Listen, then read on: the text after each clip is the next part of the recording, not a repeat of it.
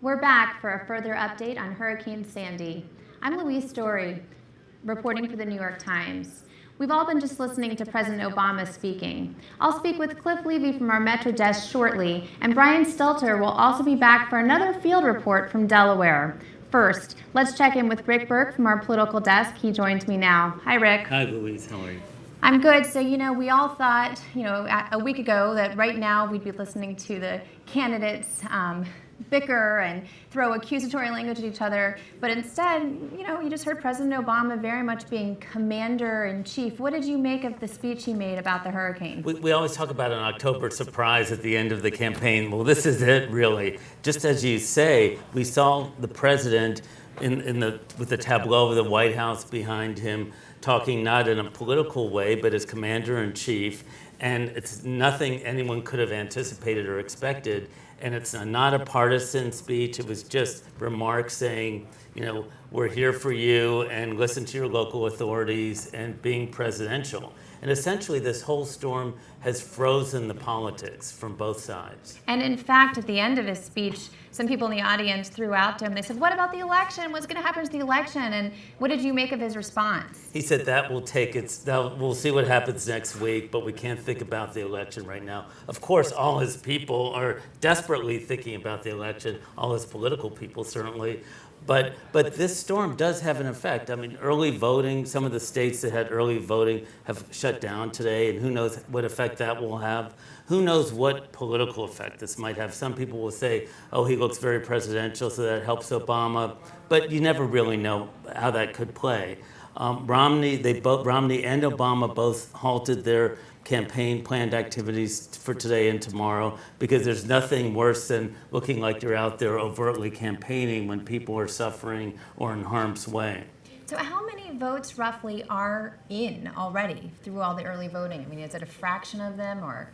It's a fraction. It depends on which states, really. So you have to go sort of state by state. So who knows what impact that will have. But the campaigns have also cut back or cut out their direct mail fundraising and their emailing in the states affected by the storm. Oh, really? What about commercials? Are they going to be showing those? There's TV? Still commercials, but you wonder with all these live cut-ins, like the president's cut-ins in some of the states affected by the storm, how that might affect commercial television. Now, I was talking with Times reporter Peter Baker earlier, who was at that President Obama speech, and he pointed out to me that, 9/11 in New York, that was a New York primary day, and so that actually caused a delay in those elections. I mean, is that something we could see here if the electricity is out all over the Northeast next Tuesday? Could we have a delay? Well, that was more central. That was more in New York, and they just changed the election date. I don't really see that. I don't think there's any precedent for anything like that on a nationwide basis, just to change the date of a presidential campaign. But we'll see what happens next week.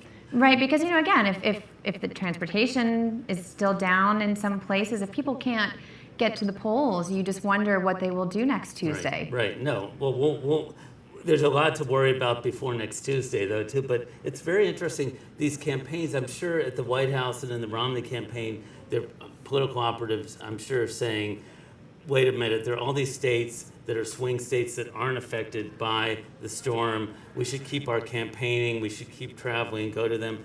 But they have to be very careful because, again, it looks bad to be seen overtly campaigning in the middle of the storm. So it's going to be interesting to see when Obama and Romney resume campaigning and how they might change the tone of their remarks when they do campaign. Absolutely. And this isn't, a tiny storm affecting a small pocket of the population.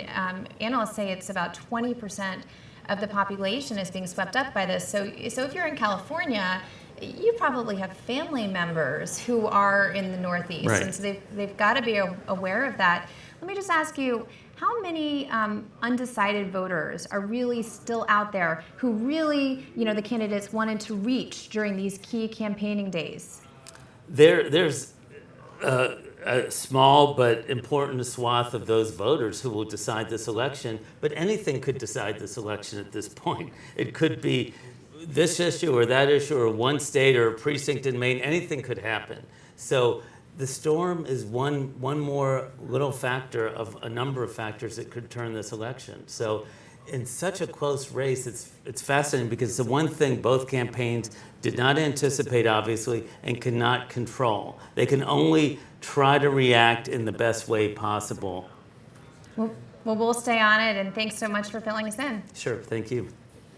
We turn now to Brian Stelter with a report from Delaware. He's joining us via Skype. Hi, Brian. Hey there. Okay, so you're down in Delaware. Tell us, where have you been today? What have you seen? I've been in Rehoboth Beach, Delaware, which is right along the sea. One of the main areas that the officials here have been worried about flooding and about power outages. So far, very few power outages, no significant flooding in Rehoboth Beach proper. But up to the north a little bit, in Lewes, Delaware, which is right where the Atlantic meets the Delaware Bay, there's significant flooding there. In fact, I had to leave pretty quickly when the main road that's in between the canal and the ocean was starting to overflow. So there were some homes there that are clearly taking in water. But here in Rehoboth Beach, where people have mostly hunkered down and decided to make a quiet few days out of this, it seems pretty quiet so far. So most people you've met there have not left town. They're staying in their homes, or have some people evacuated? People within about a mile of the beach have evacuated. There's only a few people within this mile area that were told they had to leave. But once you get about a mile inland, even though businesses are closed, people are not supposed to be on the roads, a lot of people are just staying inside and hunkering down. Thankfully, there are a few gas stations, a few grocery stores open for the emergency responders that are here and for the media that's here. But the real concern is 8, 9, 10 p.m. tonight. It's kind of like this is the calm before the high tide, because when high tide comes in around 8 o'clock, that's when we'll see waves probably breach the dunes and get onto the boardwalk in Rehoboth. And that's, of course, the concern up and down the coast, in New Jersey and Delaware and Maryland and Virginia. In fact, in Ocean City, Maryland, the boardwalk, this giant pier that juts out into the ocean, is mostly gone, according to the authorities there, from the earlier high tide we had at 8 a.m. You mean it's covered in water? So it's the waves of the storm, yeah. You know, how many people, we've had a lot of unpredictable weather in the last few years. Certainly hurricanes have been coming more up to the northeast, and more people, at least that I've talked with, have said, well, I got a generator after Hurricane Irene. How many people have you spoken with that have their own power backup source versus those who will really be left stranded? It's funny you bring that up. Most of the people I did interview yesterday said they already had generators, they already had equipment. All they needed was bread. All they needed was bread and milk for this storm. I think that is because Hurricane Irene last year gave this area a scare and ended up not being that big a deal. Not as bad as forecast in this area. It was much worse inland. Of course, that has a danger in and of itself, because people may have underestimated the power of this storm because Irene wasn't that severe as expected. But that said, it is empty here. That's exactly what officials wanted to see by Monday morning. And Brian, where are you going to be over the next several hours? What can we look for as a report from you later on? Are you staying in Delaware?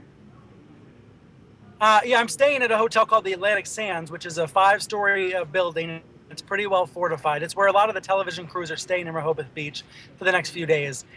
Usually in storms like this, 1 or 2 hotels in each area stay open for the media and for the first responders and for the random essential personnel that hang around. So they had coffee this morning. They didn't have any breakfast, but they had coffee for us, and it seems to be a pretty safe spot. And then there's a couple of backup plans inland in case it's not. All right, well, we'll keep watching for your reports. Thanks so much, Brian. Thanks. Back to the newsroom now. Cliff Levy is here from the Metro Desk to talk about what's happening in and around New York. Hi, Cliff. Good morning. Okay, so I was out for my run this morning along the East River, and I got to tell you, the water's already coming over, and in fact, fish were coming up on my feet. So it's definitely rising. What else are you hearing about? We're seeing that all over the metropolitan region, actually. We've gotten reports from Atlantic City that there's a foot or more of water in parts of Atlantic City. We've gotten reports from all around New York City, the Rockaways, parts of Manhattan, as you say, parts of Brooklyn, that the water is really rising. In addition, we have had the major officials in the region give news conferences this morning. Mayor Bloomberg of New York City, Governor Cuomo of New York, Governor Christie of New Jersey. They have issued increasingly dire warnings to people to evacuate the low-lying areas. I think Governor Christie, who always has a way with the kind of pointed soundbite, put it most succinctly. He said those people who stay in these low-lying areas are being selfish and stupid. His point was essentially that. You're getting a call now, maybe a Sorry. report from the field. Since we're talking about what officials were saying, let's take a listen. Governor Cuomo from New York was out speaking today, and we've got the clip here, so let's take a listen to what Governor Cuomo had to say. Citizens have a duty in this too. They need to be smart. They need to use common sense. Citizens do not need to be on the road. You really don't. And so you were saying Christie said that people who stayed were being selfish. Why? Because then they'll need first response help? Or what did he mean? Exactly. I think the point he was making was that if you stay in some of these low-lying areas and then you are flooded out and you're in danger, police, firefighters have to get to you, and that puts their lives at risk. He's made that very clear. Mayor Bloomberg has made that very clear. In New York City, they've already evacuated Zone A or called for an evacuation of Zone A. That's the low-lying areas like Battery Park Exactly, City. exactly. That's the low-lying areas in Battery Park City. And basically, they're hoping that people do that. But I think what we found so far is that people are not doing that. And especially in the low-lying areas, some of the housing projects in Brooklyn and Queens, people are not evacuating. And well, maybe it's, in part because Hurricane Irene last year here in New York, there was a lot of preparation for it, and it was not that fierce. So people might just think it's not really going to be that bad. Exactly. And I think Mayor Bloomberg, Governor Cuomo, Governor Christie, they are all making quite clear that they believe this is going to be more serious than Irene. And in fact, President Obama, it's really striking. President Obama really strongly said, listen to your local officials. It's really interesting kind of what it says about authority and people these days, that all these governors and the president are really concerned that people are not going to follow public orders. Exactly. And at the same time, of course, this is a very important test case for these politicians. They know they're being watched very closely, that how they handle these natural disasters is how the grade that people give them on these natural disasters really plays an important role in how they're perceived by the public. And as a result, they're out in front of the public often. They're giving news conferences several times a day, both to issue warnings and, of course, to kind of project an image of competence, they hope. So now let me ask you about the homeless in New York, because also on my run this morning, I'm running along, and at this point I got over to Fifth Avenue, and there were a couple of homeless people sitting in front of a shop with a bunch of suitcases and a little dog. Their dog was named Duchess. And so I stopped and I said, hey, are you going to a shelter? There's a storm coming. And they said, and I'm not sure if they had correct information, but they said the shelters wouldn't take them because of their dog. And so they couldn't get into a shelter. So it made me wonder how many homeless people out there are still on the streets, might be in harm's way. What is the city doing to take care of that? That's interesting, because my understanding is, and the ASPCA has made it clear, that the city shelters for people who are evacuating do accept all pets. Again, So, they might have had a misinformation. misperception, I mean, exactly. this speaks to this idea of, are people getting the word of the news? Are they following orders? That's just what they thought. They said, oh, Right. we can't because of the pet. Yeah, I think they've made very clear that the shelters will accept anybody, that the most important thing is that you get out of these low-lying areas because, as we stated before, they don't want the police and the firefighters having to go in to rescue people. Let's not forget there's some housing projects that are in low-lying areas. If the power goes out and people are stranded on the 18th floor, the 20th floor, it's going to be very difficult to get them out. The elderly, the disabled, how do you get someone out when the elevators aren't working? It's very, very complicated. So I think they're really trying to issue the warnings as dire as possible, so tonight or tomorrow when things get very bad, they don't have to really go into these situations. And of course, the big factor will be whether the power goes off or not. So we'll stay closely on this and come back to you for more. Thanks so much for joining us. Thank you. That's all for now, but we'll be back at 3 p.m. with more updates on the storm. I'm Louise Story reporting for the New York Times. We leave you with residents of Narragansett, Rhode Island, who have been evacuating throughout the day.